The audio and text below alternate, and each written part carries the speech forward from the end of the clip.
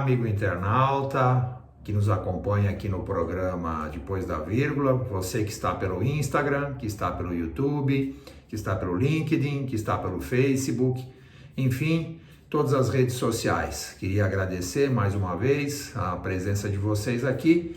E o nosso encontro de hoje e o nosso papo de hoje é um papo voltado ao debate que interessa, né? A gente tem visto durante esses últimos dias vários debates em curso, mas a gente precisa organizar o debate para entender aquilo que nos interessa. Então a primeira coisa que a gente vai fazer a partir de agora é dividir o nosso bate-papo em alguns debates que estão a caminho aí, ou que estão, né, perdidos ou de alguma forma estão à disposição da mídia, das redes sociais, enfim.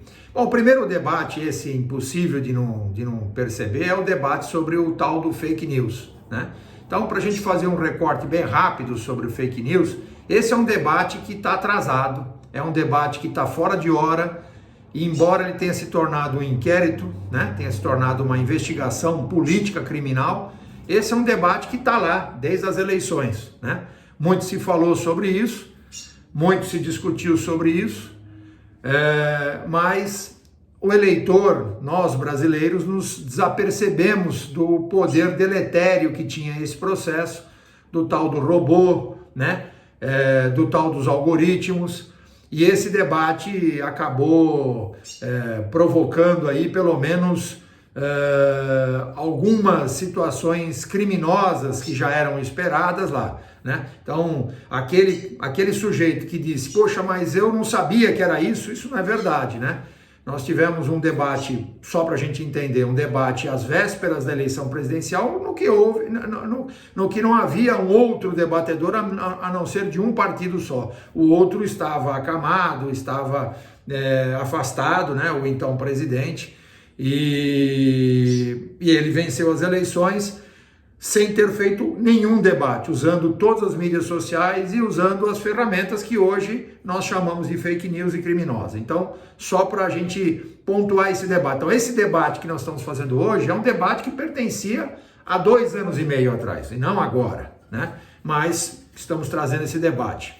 O segundo debate, não menos importante, é o debate, obviamente, sobre as condições de diálogo e de negociação do atual governo, que está, segundo muitos, né, está quebrando o que prometeu lá atrás, sorteando cargos de primeiro, segundo, agora virou Brasil, né, de todos os escalões aí, né? No começo uma ideia só de distribuir cargos intermediários, agora, para salvar a própria pele, o governo está fazendo todo tipo de concessão, colocando pessoas em lugares absolutamente inadequados. Então nós estamos discutindo já num segundo debate, esse um pouco mais real, esse um pouco mais próprio, esse debate que é o debate que nós estamos tendo agora sobre a farra dos cargos, né? Então esse governo que está aí está fazendo a farra do cargo que ele condenava na época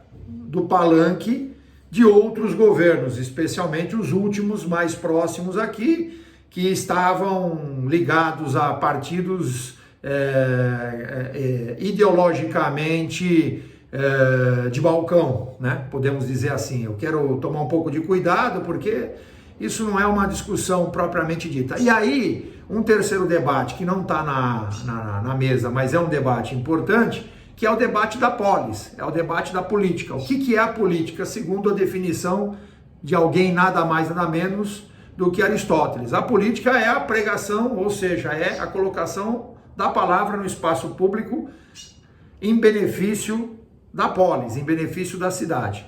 Ou seja, a política é fazer um debate sobre a sua comunidade, sobre o ambiente em que você vive, sobre a cidade, sobre a teia social. E aqui no Brasil nós não fazemos esse tipo de debate. Ou seja, a política aqui é feita para tomar poder. A política aqui é feita para assumir poder. A política é feita aqui para concentrar grupos e alijar grupos. Então, a política aqui é uma política às avessas, não temos muito, obviamente, ou não temos quase nada com a política que é praticada pelos países de primeiro mundo. Ou seja, o terceiro debate é o debate sobre sairemos mais fortes da pandemia ou pós-pandemia. Me parece que não. Tudo indica que não. Embora não exista uma receita pronta, o que nós já podemos entender é que só poderemos sair melhores da pandemia ou pós-pandemia se nós fizermos a lição de casa, se a gente fazer tudo que se espera de um foco voltado a fazer política para o bem comum. Então a política que está vigente, a política que está no balcão aí, é uma política de grupos, não é uma política de um país. Não é uma preocupação de um país. Então, o que esperamos, o que esperaremos ou o que poderemos aguardar pós-pandemia é realmente uma incógnita. Já seria naturalmente por conta, óbvio, de não ser um modelo pronto. Mais ainda quando nós estamos lidando com esse momento político rivacionista, se é que a gente pode... não sei nem como usar essa palavra, né? Uma política de agressão mútua, em que as pessoas estão se posicionando por diminuir e por destruir outras. Ok, esse é um debate que a gente poderia ter tido antes de acontecer tudo que está acontecendo aqui. Então, alguém me pergunta, professor, e aí, e o pós-pandemia? Bom, pós-pandemia é uma caixa de Pandora. A gente não tem a menor noção do que vai acontecer, não temos a menor noção. Por quê? Porque não estamos fazendo o que tem que ser feito. E por último, uma discussão sobre os juros. Essa semana, uma semana importante, nós vamos ter o quê? Nós vamos ter a reunião do Copom. A maioria absoluta dos analistas espera um corte de 0,75, que levaria a nossa taxa de juros básicas a 2,25. Alguém podia dizer, poxa, mas a inflação está abaixo de 1,5.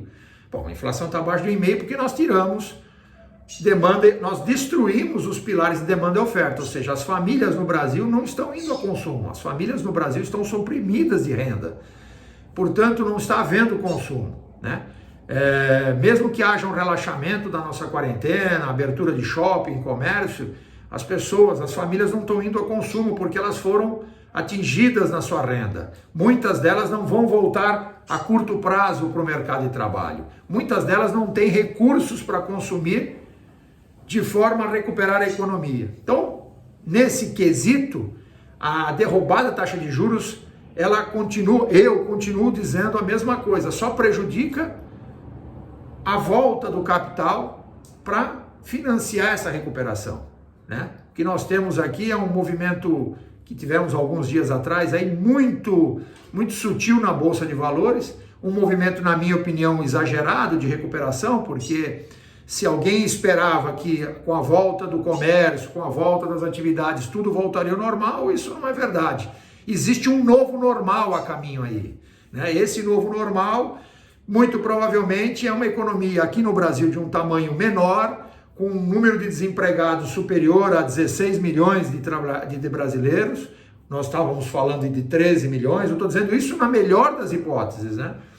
E vamos ter aí uma recuperação lenta, que já vinha naquele efeito L, né? Ou seja, a economia caiu e permaneceu na mesma posição há mais de 4 anos. Esse efeito L é um efeito perverso na nossa economia que não tem solução. Poderia fazer parte desse debate, que é um debate absolutamente oportuno, ou seja, embora o governo, embora o Estado esteja tentando colocar dinheiro na economia, a ideia que a gente...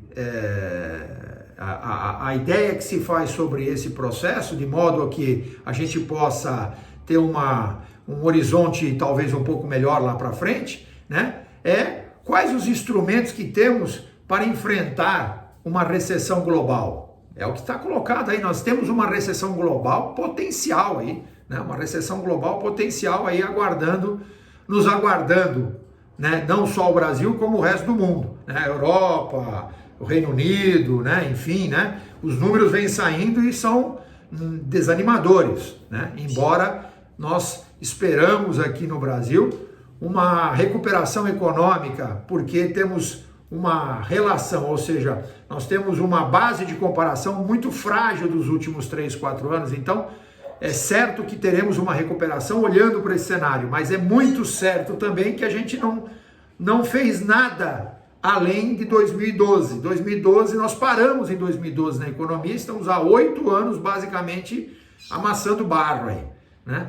Então, esse é o nosso papo de hoje. Então, a nossa conversa é qual debate interessa aqui para o Brasil, né? A gente vem falando isso aqui no programa e o nosso debate está recheado de interesses de grupo, né? Debate sobre fake news, debate sobre desvio de função do governo do presidente da República, debate sobre gabinete do ódio, debate sobre pandemia, quem está certo, quem está errado. De fato, qual é o debate que interessa para o Brasil? Nós temos que olhar o nosso problema. Deixa o problema do mundo lá. Já temos problemas demais aqui e estamos nos preocupando com um discurso mais global, embora ele nos atinja, porque somos um país que admitiu um comportamento comercial com uma ideologia neoclássica, com uma ideologia do neocapitalismo, ou, né, com esse modelo de fluxo de capitais livres. Então a gente precisa, obviamente, de capital estrangeiro, a gente precisa realmente dessa realidade. Pessoal, hoje eu me estiquei um pouquinho, hoje eu fui um pouquinho além, estamos no nosso 10º programa. Queria agradecer pessoalmente tudo que vocês têm feito, comentado, repercutido. É muito legal ter vocês aqui no nosso programa Depois da Vírgula. Espero que esse 10º programa se multiplique dezenas de vezes e que tenha principalmente você, que é o motivo de a gente estar aqui discutindo, trazendo problemas e trazendo uma discussão que possa ser palatável, que tenha menos economês e que tenha mais realidade para você que nos acompanha. Ok? Tchau! Até a próxima, fiquem com Deus!